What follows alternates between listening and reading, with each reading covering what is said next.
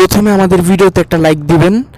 এবং আপনি যদি আমাদের চ্যানেলে নতুন দর্শক হয়ে থাকেন তাহলে নিচে থাকা লাল কালারের সাবস্ক্রাইব বাটনে ক্লিক দিয়ে সাবস্ক্রাইব করে দিতে হবে এবং পাশে থাকা ঘন্টা বাটনে ক্লিক দিয়ে এখান থেকে অল সিলেক্ট করে দিতে হবে।